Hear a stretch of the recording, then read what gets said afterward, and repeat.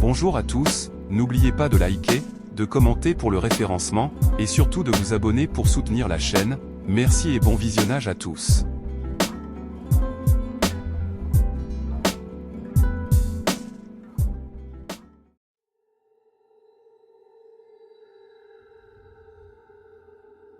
Je travaillais le soir dans un hôtel dans une ville de plus de 100 000 habitants en Bavière, en Allemagne, ce qui voulait dire qu'en gros 90% de mes tâches consistaient à enregistrer les clients.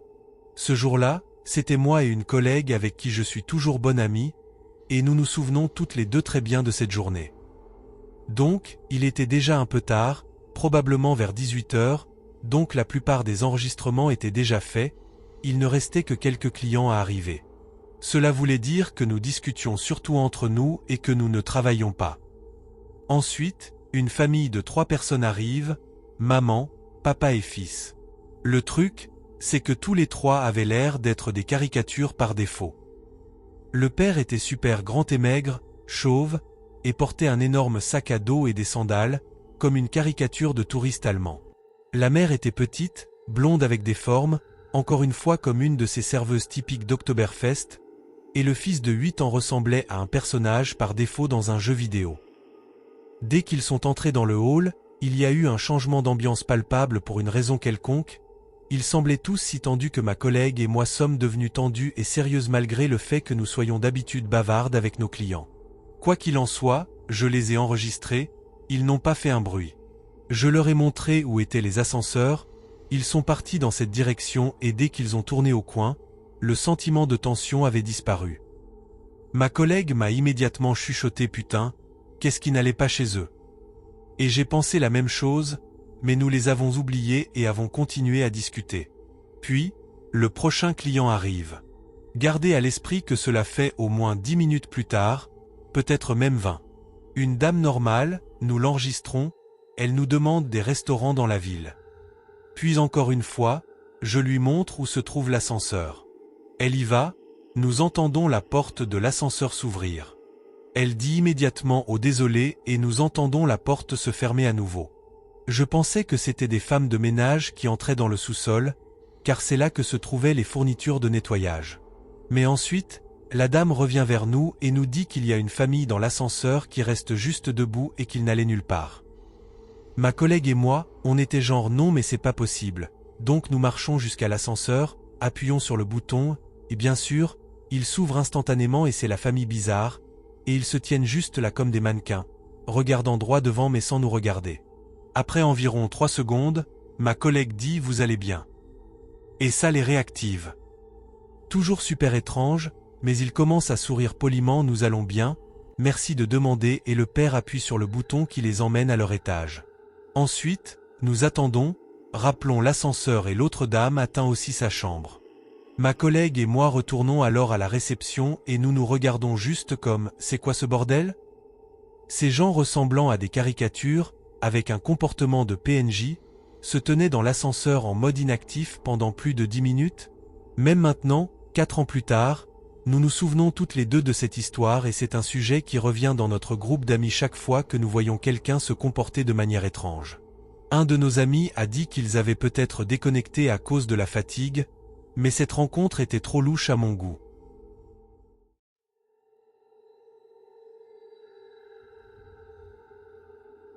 J'ai vraiment peur en racontant ça et je ne sais pas si je réagis de manière excessive ou s'il y a vraiment quelque chose de grave. Ça m'est déjà arrivé plusieurs fois, et c'est seulement aujourd'hui que j'ai commencé à remarquer un schéma. J'ai un rêve vraiment troublant comme quelque chose de mauvais qui arrive, ou des gens qui découvrent quelque chose sur moi, ou juste une peur intense et ensuite je me réveille avec des égratignures sur le corps. Ce ne sont pas de petites marques. Ce sont de longues égratignures fines sur mes bras, ma poitrine, mon ventre, ma clavicule, même mes coudes. On dirait que quelque chose de pointu les a causés. Le truc, c'est que je dors seul dans ma chambre avec la porte fermée. Il n'y a rien autour de moi qui pourrait faire ça, et je ne porte pas de vêtements lourds ou rugueux pour dormir. Ça m'est déjà arrivé avant aussi, plusieurs fois. Je n'ai juste pas fait le lien jusqu'à présent. Chaque fois que je repense au moment où j'avais ces marques, j'avais aussi un rêve mauvais ou intense cette nuit-là. J'ai vérifié mes ongles, ils ne sont pas assez aigus, du moins je ne pense pas qu'ils le soient pour laisser des marques comme ça. Et les égratignures n'ont pas l'air aléatoires, on dirait de vraies lignes fines, comme si quelque chose m'avait réellement griffé. On dirait que quelque chose de pointu les a causées, presque comme des égratignures d'un objet en bois rugueux ou même d'une épingle. J'ai une habitude de me ronger les ongles depuis des années, donc je peux confirmer que la plupart du temps, j'ai des petits ongles étant une femme. Je sens aussi que si je m'étais griffé aussi fort, je me serais réveillé, mais je ne me souviens de rien. Certaines des marques étaient assez graves pour que ma peau se sente sensible même après. Aujourd'hui, ça s'est encore reproduit après un rêve vraiment mauvais, et ça m'a vraiment effrayé. Je ne sais pas ce que c'est. Est-il vraiment possible de faire ça à soi-même pendant son sommeil sans s'en rendre compte? Ou devrais-je m'inquiéter de quelque chose d'autre? Je n'essaie pas de tirer des conclusions étranges, je veux juste une vraie explication parce que ça me fait honnêtement peur.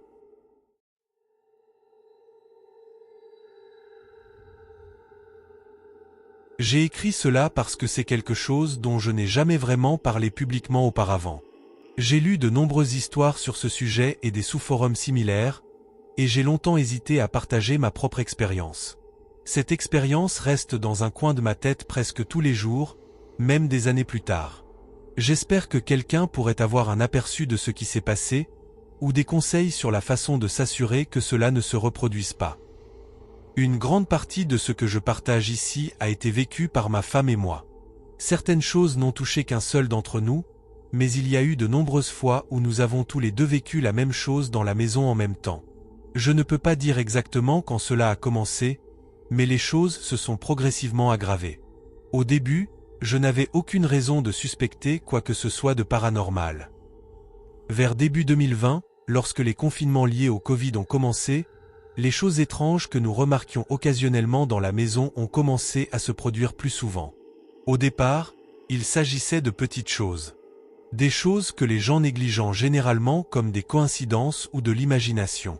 Des poignées de porte qui tremblaient sans personne à proximité, des bruits étranges autour de la maison, et des objets tombant des tables sans raison apparente.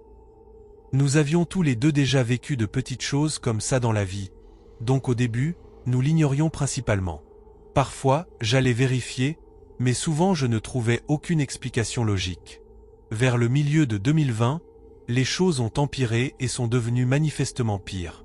Nous avons commencé à entendre des voix pendant la nuit, parfois une voix masculine et parfois une voix féminine. Parfois, on aurait dit qu'ils se disputaient. Ce qui est étrange, c'est que même si nous pouvions clairement entendre des voix, aucun d'entre nous ne se souvenait d'un seul mot prononcé. Nous avons également entendu des pas et des mouvements dans la maison, et parfois nous avions l'impression que quelqu'un d'autre était dans la pièce avec nous. Nous avons des enfants, donc lorsque des choses comme ça se produisaient, nous allions voir. De nombreuses fois, nous avons pu les écarter comme étant la cause de ce que nous venions d'entendre. Pendant 2020, j'ai également perdu mon emploi, comme beaucoup d'autres. Pendant que j'étais à la maison, j'ai passé beaucoup de temps à étudier pour me préparer au moment où les choses rouvriraient. Comme l'activité étrange était distrayante, j'ai pris l'habitude de porter des écouteurs et d'écouter du bruit blanc pendant que j'étudiais. Cela a beaucoup aidé, car quand j'avais mes écouteurs, je n'entendais aucun des bruits étranges autour de la maison. En décembre de cette année-là, j'avais décroché un emploi à distance. J'ai transformé une chambre d'amis de la maison en bureau et j'utilisais toujours des écouteurs avec de la musique ou du bruit blanc pour rester concentré pendant que je travaillais. Un jour, alors que je travaillais et que je portais mes écouteurs, quelque chose s'est produit que je n'oublierai jamais. Sans prévenir, j'ai soudainement vu deux êtres debout dans la pièce me regardant droit dans les yeux. Ils étaient visibles pendant peut-être une seconde au maximum. J'ai immédiatement sauté et couru hors de la pièce, failli faire tomber mon ordinateur portable et mon moniteur du bureau dans le processus. J'ai couru directement vers ma femme, qui se trouvait à une autre partie de la maison à ce moment-là, et je lui ai dit ce qui venait de se passer. À ma surprise, elle n'était pas choquée ni désinvolte. Au contraire, elle semblait soulagée. Elle a dit qu'elle était contente que je lui en ai parlé parce qu'elle avait déjà vécu la même chose auparavant, mais pensait qu'elle l'imaginait, donc elle n'avait jamais rien dit. Comme la vision a duré si peu de temps, je n'ai pas pu bien les voir, mais je me souviens suffisamment pour les décrire. Ils étaient humanoïdes et de taille humaine, mais ils n'étaient clairement pas humains. La meilleure façon de décrire leur visage est qu'ils ressemblaient à des chats sans poils, ou peut-être à des chiens avec des poils très courts. L'un d'eux avait une peau très sombre, presque noire, et l'autre avait une peau gris foncé plus claire. Leurs yeux se détachaient nettement de leur teint. Ils ne brillaient pas, mais ils offraient un contraste très marqué. Après cette rencontre, les choses étranges dans la maison ont continué. Les bruits, les voix et la sensation d'une présence dans la pièce n'ont pas cessé. Finalement, nous avons parlé à certains de nos proches de ce qui se passait. Ils nous ont donné de l'eau bénite et du sel avec des instructions. Nous avons suivi leurs conseils et avons saupoudré l'eau bénite et le sel dans toute la maison et autour de la propriété en priant pendant le processus. Ça a fonctionné. Les choses se sont calmées. Pendant quelques semaines, il n'y avait plus de voix, plus de bruits étranges, et rien d'inhabituel ne se produisait dans la maison. Mais après un certain temps, cela a recommencé. À peu près à la même période, mon frère est décédé subitement. Perdre mon frère a été incroyablement difficile pour notre famille, et il nous manque beaucoup. Je mentionne cela seulement à cause de ce qui s'est passé ensuite. Une nuit, nous avons entendu à nouveau les voix avant d'aller dormir. Plus tard cette nuit-là, je me suis réveillé parce que je sentais ma femme bouger dans le lit. J'avais l'impression qu'elle se tournait vers moi et montait partiellement sur moi comme si elle essayait d'atteindre quelque chose de mon côté du lit. Mais le poids s'intensifiait. Ma femme est plus petite et plus légère que moi, mais le poids qui pesait sur moi semblait très lourd et continuait d'augmenter, m'enfonçant plus profondément dans le matelas. Pour une raison quelconque, les couvertures recouvraient mon visage, donc je ne pouvais rien voir. J'ai essayé de bouger et de lui demander ce qu'elle faisait, mais je ne pouvais ni bouger ni parler. Après avoir lutté pendant un moment, j'ai réussi à bouger un bras et j'ai réalisé qu'elle était toujours allongée à sa place, endormie. C'est là que j'ai commencé à paniquer. Je l'ai attrapée et j'ai essayé de la secouer pour la réveiller, mais elle ne se réveillait pas et ne bougeait pas du tout. Le poids pesant sur moi a continué pendant ce qui m'a paru long, bien que cela ait probablement duré environ 20 secondes. Puis tout à coup, ça s'est arrêté, et au même moment, elle s'est réveillée. Quand elle s'est réveillée, elle s'est immédiatement redressée, et j'avais trop peur de découvrir mon visage, donc je lui ai juste demandé qui était dans la pièce. Elle a regardé autour d'elle et a dit qu'il n'y avait personne. Je lui ai dit de ne pas s'inquiéter et que je devais avoir fait un mauvais rêve. Finalement, j'ai réussi à me rendormir, mais la nuit n'était pas encore terminée. Dans les premières heures du matin, j'ai fait un rêve. Je sais que c'était un rêve assez long, mais je ne me souviens pas de la plupart. Ce dont je me souviens, c'est que j'étais en quelque sorte attaqué par les mêmes êtres que nous avions vus auparavant. La seule partie que je me rappelle clairement est la fin. Le rêve s'est terminé avec mon frère se tenant devant moi, celui qui était décédé peu de temps avant. Alors que j'allais lui dire quelque chose, j'ai remarqué deux figures debout à une certaine distance derrière lui sur le côté. Je les ai regardées mais je n'ai pas pu distinguer qui elles étaient. Je savais qu'elles n'étaient pas les mêmes êtres qui apparaissaient dans la maison. Ces deux-là étaient avec mon frère. Lorsque je le regardai à nouveau, il se transforma en un petit chien blanc et duveteux. Je me souviens avoir pensé, où est-il allé? Est-ce lui? Puis j'ai regardé autour de moi et j'ai vu que les deux figures derrière lui s'étaient également transformées en chiens. Les trois d'entre eux se sont ensuite éloignés, et le rêve s'est terminé. Je me suis réveillé immédiatement et j'ai commencé à pleurer de manière incontrôlable. Ma femme s'est réveillée et a demandé ce qui n'allait pas, mais je ne pouvais même pas parler au début. Elle m'a juste tenu pendant que j'essayais de me calmer. Il a dû s'écouler presque 10 minutes avant que je puisse enfin dire quoi que ce soit. La première chose que je lui ai dite, c'est que c'était fini, que nous avions été sauvés, et que cela ne se reproduirait plus. Je lui ai ensuite raconté tout ce qui s'était passé pendant la nuit, y compris le rêve. À partir de ce moment-là, tout s'est arrêté. Plus aucune voix, plus de bruits étranges, et plus d'activités inexplicables dans la maison. À ce moment-là, nous étions déjà en train de préparer notre déménagement, et nous avons quitté la maison quelques mois plus tard sans un seul incident. Il m'a fallu plus d'1 an pour réaliser pourquoi mon frère s'était transformé en ce petit chien blanc. Mon frère était toujours incroyable avec les enfants et adorait les faire rire. Une des choses qu'il faisait souvent était d'aboyer de manière joueuse comme un petit chien, en disant « ARF », ce qui faisait toujours rire les enfants. Il le faisait tellement souvent que certains enfants commençaient même à demander « Où est ARF ?» Parfois, c'était même comme ça qu'il les saluait en entrant dans une pièce. J'ai réalisé que le fait qu'il apparaisse sous la forme de ce petit chien blanc pouvait être sa façon de me saluer une dernière fois. C'est une histoire très personnelle et ce n'est pas quelque chose dont je parle habituellement. Cela fait maintenant presque 5 ans depuis ce rêve, et j'y pense presque tous les jours. Nous nous considérons comme extrêmement chanceux et bénis d'avoir été sauvés de cette manière. Quoi qu'il se passait dans cette maison semblait s'intensifier et commençait même à devenir physique. C'est la partie qui m'inquiète encore. Comment puis-je savoir qu'une chose pareille ne se reproduira pas? Si cela se produit à nouveau, quelles sont les chances que nous recevions de l'aide comme ça encore?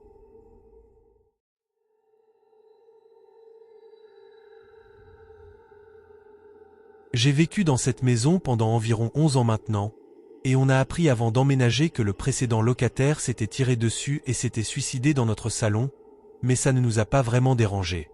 Loyer pas cher, super emplacement. Plus de 9 ans à vivre ici sans vraiment de problème à part des lumières qui s'éteignent au hasard ou des objets qui disparaissent, déménagent là où ils ne devraient pas être. On mettait ça sur le compte de lumière défaillante et de l'oubli. Puis on a eu un enfant. Il a 3 ans maintenant et parle souvent du monstre gris dans le placard de maman, c'est-à-dire le placard de la chambre principale. Ce qui est louche. On ne lui parle pas de monstre et il ne regarde rien en rapport avec des monstres, mais peut-être qu'il en a entendu parler par ses cousins? Ce soir, je suis assise à mon PC. La porte arrière est juste derrière moi et je l'ai ouverte pour faire entrer un peu d'air frais. Mon mari est allé se coucher tôt, notre enfant dort profondément dans sa chambre, et les 2 chats se prélassent sur le canapé. Je pense cool, je vais jouer un peu avant d'aller me coucher et je mets mes écouteurs. Mais j'entends ce qui ressemble à mon enfant de 3 ans courir dans le couloir. C'est un bruit très perceptible. J'enlève mes écouteurs plusieurs fois pour être accueilli par le silence. Pas de bruit à part les grillons dehors. Louche. Je me détends, écouteurs sur les oreilles, profitant de mon jeu, et tout à coup, la porte derrière moi se ferme si fort que ça fait trembler le sol. Yécri. Les 2 chats s'envolent du canapé pour se cacher. Mon fils se réveille et commence à pleurer dans sa chambre. Cette porte s'ouvre sur un couloir sans fenêtre ni ventilation croisée. Il est impossible que cette porte se soit fermée sans force. Il est impossible qu'un courant d'air ait pu fermer cette porte.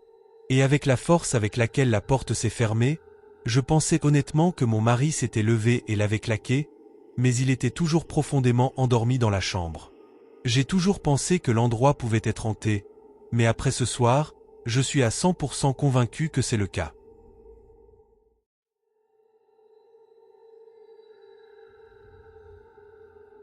J'étais stationné en Angleterre pendant environ 3 ans. Je travaillais dans une installation sécurisée qui, durant la journée, était toujours animée par des gens, militaires, contractuels et civils gouvernementaux. C'était une installation clôturée sur la base, qui était aussi clôturée, et il y avait plusieurs niveaux de sécurité dans le bâtiment que tu devais traverser. En plus de cela, nous avions notre propre point de contrôle d'accès ECP avec des patrouilles mobiles. Mon point. Entrer dans le bâtiment n'était possible que si tu avais le badge approprié ou si tu faisais sauter un trou, rien entre les deux. La nuit, cependant, c'était une ville fantôme. Généralement seulement entre 2 et 4 personnes.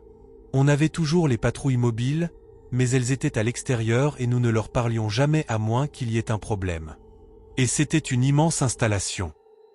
Une nuit, nous étions 3 à travailler de nuit, et nous avions une série de moniteurs qui affichaient des flux en direct des caméras sur tout le complexe. C'était un de ces systèmes où ils montraient pendant environ 10 secondes, passaient au flux suivant et recommençaient. Une nuit, on reçoit un appel du ECP, ils avaient des alarmes de mouvement qui se déclenchaient dans une des salles d'équipement.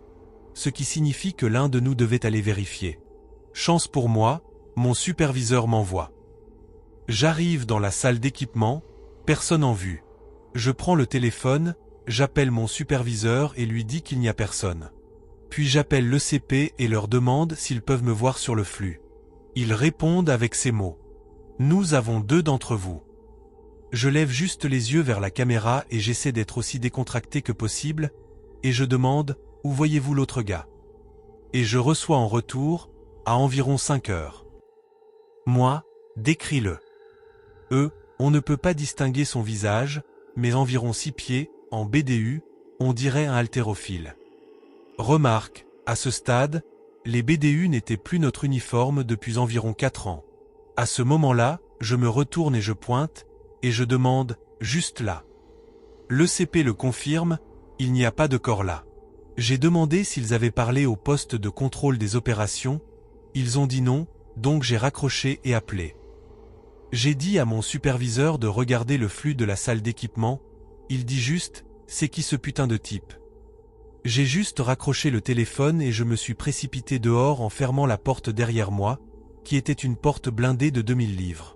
J'arrive au poste de contrôle des opérations, je pensais vraiment qu'ils se fichaient de moi, mais quand je suis passé par la porte, les forces de sécurité étaient déjà à l'intérieur, mon superviseur les avait appelés. Donc ils sortent avec moi derrière eux, parce qu'ils avaient encore besoin d'être escortés. Donc il y a 3 gars avec leur M4 à l'extérieur et moi avec rien d'autre qu'un Lederman à ma ceinture derrière eux. Je réévalue la porte de la salle d'équipement et ils y vont. Ils finissent par dégager la pièce. Le téléphone dans la salle d'équipement sonne, je décroche, il y a des alarmes de mouvement qui se déclenchent partout dans l'installation maintenant, dans des endroits qui avaient été complètement scellés et sécurisés pour la nuit. On finit par appeler le poste de commandement de la base principale pour leur dire qu'on pourrait avoir un problème. Les forces de sécurité passent l'heure et demie suivante à dégager le reste de l'installation.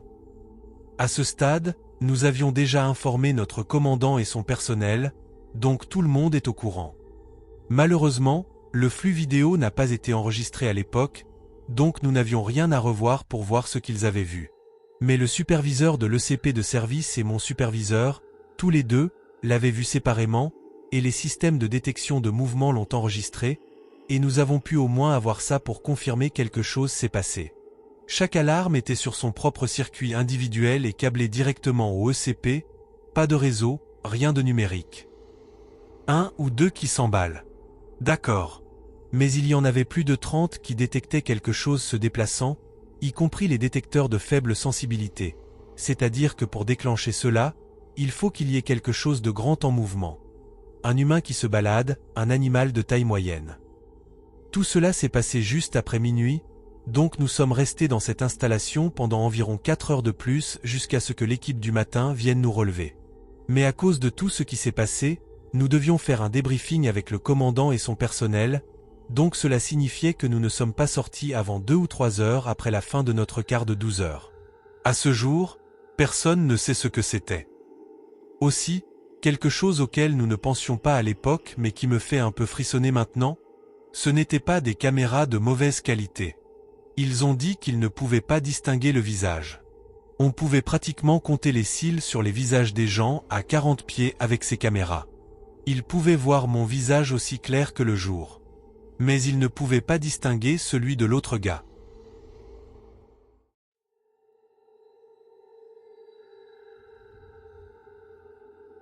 C'était il y a quelques mois et ça me perturbe encore un peu.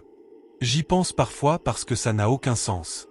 Un ami à moi m'a demandé de venir traîner et a dit qu'il voulait que je rencontre des gens avec qui il passait du temps. Rien de louche, juste une soirée normale. Quand nous nous sommes retrouvés, il m'a présenté à tout le monde, c'était lui et 3 autres. On a commencé à marcher, à discuter, juste à faire des trucs aléatoires comme le font les gens quand ils n'ont pas vraiment de plan. Tout semblait normal. Mais je jure qu'il y avait un autre gars là. Je n'y ai même pas pensé à ce moment-là. Il était juste là. Le truc, c'est qu'il ne parlait vraiment à personne d'autre. Pas du tout. Il ne parlait qu'à moi. Au début, je pensais peut-être qu'il était juste timide ou qu'il ne connaissait pas bien les autres, donc je ne l'ai pas remis en question. Mais on avait en fait de vraies conversations. Pas juste quelques mots ici et là, des conversations complètes. Des blagues, des observations aléatoires, des trucs normaux. Je me souviens avoir ri avec lui, et je me souviens qu'il était juste là à mes côtés la plupart du temps pendant qu'on marchait. Ce qui est louche, c'est que je ne me souviens pas d'un seul moment où quelqu'un d'autre dans le groupe lui a vraiment parlé ou a même réagi à lui. Je n'ai pas réalisé à quel point c'était étrange jusqu'après.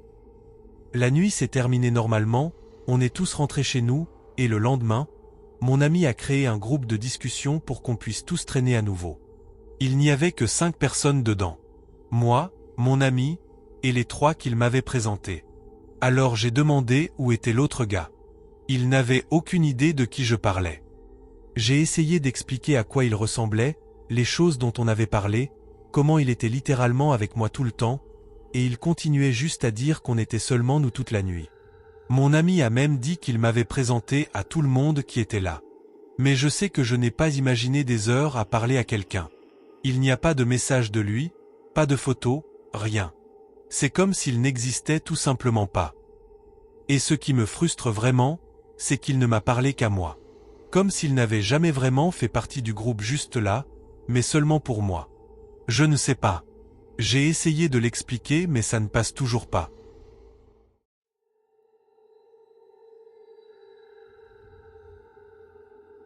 Ça s'est passé en mars 2007. Nous étions 3 à étudier ensemble. 2 d'entre eux étaient frères, et la maison leur appartenait. Elle restait vide la plupart du temps, donc nous y allions pour étudier. Je m'en souviens maintenant parce que c'est de nouveau mars. La maison était simple. 2 pièces, un hall ouvert, une véranda et un portail principal donnant sur la route. Une nuit, nous avons dormi là-bas. 2 d'entre nous dans une chambre, et le 3e dans l'autre. Je n'arrivais pas à dormir. J'avais l'habitude de veiller tard, donc je restais là avec les yeux fermés.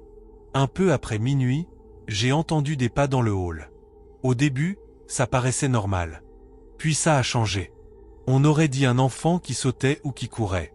Je dis enfant parce qu'on entendait ce bruit, comme les sandales que portent les enfants et qui font du bruit quand ils marchent. Le bruit a traversé le hall, est entré dans la véranda, puis est sorti. Toutes les portes étaient fermées. Je restais sous ma couverture, le visage caché. Je ne bougeais pas. Je transpirai. Puis quelque chose d'autre s'est passé. La porte de l'autre chambre s'est ouverte. Mon ami est sorti. Mais il n'est pas entré dans ma chambre, et je ne l'ai pas entendu sortir non plus. Alors je restais là, en me disant que s'il n'était pas dans sa chambre, et pas ici, où était-il? Je n'ai toujours pas regardé. Après un moment, il est entré dans ma chambre. J'ai entendu l'interrupteur se déclencher.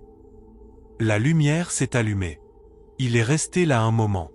Je pouvais sentir qu'il était là, mais je ne bougeais pas. Puis il a éteint la lumière. Après ça, j'ai entendu toutes les portes s'ouvrir. Il est sorti. Environ 15 à 20 minutes plus tard, il est revenu. Je l'ai entendu fermer chaque porte de l'extérieur, une par une, puis entrer dans sa chambre et la fermer. Après un certain temps, les mêmes bruits sont revenus. Des pas. Ce même bruit de sautillement. Cette fois, ils ne sont pas sortis. Ils se sont simplement arrêtés. Le lendemain matin, je lui ai demandé où il était allé. Il a dit qu'il n'avait jamais quitté sa chambre. Puis il a dit que même s'il avait fait du somnambulisme, comment aurait-il pu ouvrir des portes, allumer la lumière et bouger comme ça? Ça m'est resté en tête. Mais il y a encore une chose. Une femme et ses 2 enfants étaient morts dans cette maison au début des années 90. Et les 2 gars avec moi cette nuit-là lui étaient liés.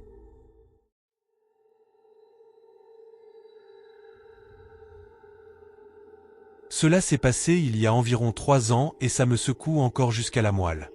Je vis dans la région de Jacksonville et je cherche des réponses. Je rentrais de l'école et je me suis assis sur mon canapé, je vis dans une petite remorque qui a le salon et la cuisine combinés, et au fond de la cuisine, en m'asseyant, j'ai entendu une respiration rythmique très étrange, ressemblant à un râle de mort. J'ai donc pensé que quelque chose était en train de mourir dehors, alors je me suis levé pour regarder par la fenêtre et en me tenant debout, j'ai vu tout au bout du couloir cette chose de la taille d'un loup, qui faisait face à droite dans la chambre de ma sœur, sa tête n'était pas visible, ses articulations semblaient pliées de manière inhabituelle, comme si elle se brisait les chevilles en déplaçant son poids. Mais ce n'était pas la pire partie, c'était dépourvu de peau et couvert de pus jaune, je pouvais voir ses fibres musculaires s'activer individuellement dans différentes directions et je l'ai entendu mâcher. Je ne sais pas ce qu'elle pouvait bien mâcher mais elle mâchait et se déplaçait de façon instable, je pense qu'elle savait que je l'avais vue.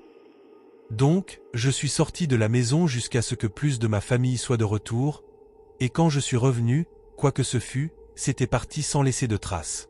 Je pensais que c'était parti, quoi que ce soit, mais cette semaine-là, une activité paranormale accrue s'est produite, comme des objets jetés, des bruits, des chiens devenant fous à cause de choses invisibles. Mais surtout des trucs qui pouvaient être considérés comme des choses normales de la maison. Mais une nuit à la fin de la semaine, j'ai entendu ma sœur pleurer dans la pièce à côté. Elle prétendait que quelque chose était sous son lit et avait commencé à lui ronger les pieds, quelque chose de gros. Nous avons vérifié toute la chambre pour trouver quoi que ce soit et il n'y avait rien. Puis la semaine suivante, j'ai eu l'impression d'être observé par la fenêtre. C'est là que les tapotements ont commencé et les chuchotements. J'ai essayé de les ignorer et de rester aussi immobile que possible, mais ensuite j'ai entendu des pas s'éloigner du côté de la maison où se trouvait ma chambre vers l'arrière de ma maison et le son d'un doigt traînant sur le mur. Je me lève pour essayer de faire venir mon père avec son fusil de chasse pour vérifier, et juste avant d'arriver à la chambre de mes parents, j'ai entendu 3 grands coups sur la porte d'entrée, ils étaient extrêmement forts, je pensais qu'ils allaient casser la porte.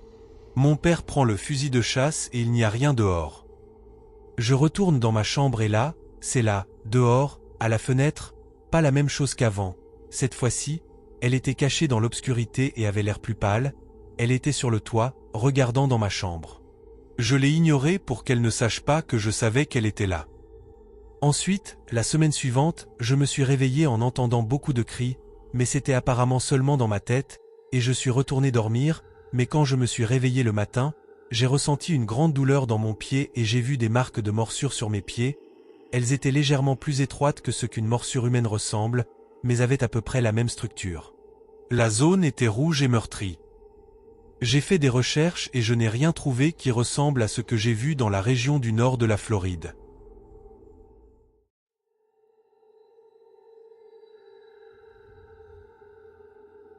La maison de ma grand-mère a plus de 100 ans et se trouve dans le quartier historique d'une ville riche en histoire de la guerre civile. Elle et mon grand-père y vivent depuis presque 65 ans, et c'est le centre de notre famille. Elle a élevé 5 enfants dans cette maison, et moi ainsi que mes 26 cousins avons également grandi là-bas.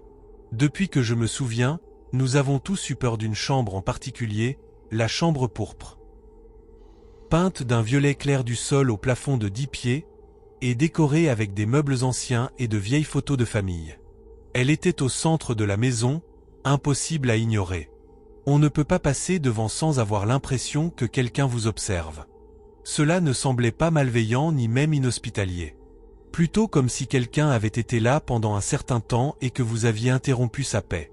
C'est difficile à décrire. La première fois que j'ai vécu quelque chose de physique là-dedans, c'était après les funérailles de ma mère quand j'avais 13 ans. Je pleurais sur le canapé, la tête entre les mains, quand j'ai senti quelqu'un s'asseoir à côté de moi. Le lit a grincé et un poids s'est déplacé. J'ai voulu embrasser ce que je pensais être ma grand-mère, et mes bras sont tombés. Il n'y avait personne. Je me souviens avoir pensé que c'était ma mère, mais qui sait?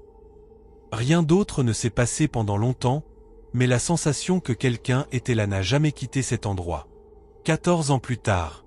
Il y a seulement quelques semaines, ma sœur et moi rendions visite à ma grand-mère après un problème de santé.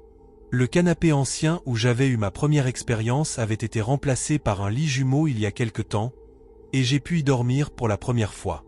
J'ai essayé de ne pas y penser trop en m'endormant. La première fois que je me suis réveillé, j'ai entendu des froissements. Je pensais que quelqu'un entrait par la porte. Je ne me suis pas complètement réveillé et je me suis endormi à nouveau. La deuxième fois, les froissements étaient plus forts, plus proches. J'ai ouvert un œil, certaine de voir ma sœur enceinte entrer pour m'embêter à propos de quelque chose. Mais la porte était toujours fermée, et dès que j'ai regardé, les bruits s'étaient arrêtés. Ou peut-être juste devenus plus silencieux, je ne me souviens pas vraiment. C'était sûrement elle qui marchait dans le couloir pour aller aux toilettes, ai-je pensé en me rendormant. La troisième fois, un léger coup sur le cadre en métal du lit et un fort craquement du plancher m'ont fait me redresser sur mes coudes. Je pouvais entendre mon cœur battre dans mes oreilles alors que mes yeux s'écarquillaient pour voir dans l'obscurité. J'ai regardé la porte fermée et mon estomac s'est noué. Le sol a craqué lentement autour du lit, comme si quelqu'un marchait d'un côté à l'autre. Je me suis demandé si je rêvais, mais c'était si réel. Je me suis assise sur mes coudes et j'ai regardé autour de moi jusqu'à ce que les craquements s'arrêtent. J'avais l'impression d'avoir été examiné. Je n'ai pas vraiment dormi le reste de la nuit, et quand j'ai raconté cela à ma sœur le matin suivant, elle m'a rappelé quelque chose qui m'a retourné l'estomac. Elle a dit: « Personne n'a dormi là depuis que c'était la chambre de maman dans les années 70. Tu es la première personne depuis. Je parie que c'était juste pour te surveiller. Je ne pense pas que c'était pour me faire peur. Mais je ne dormirai plus jamais dans la chambre pourpre. »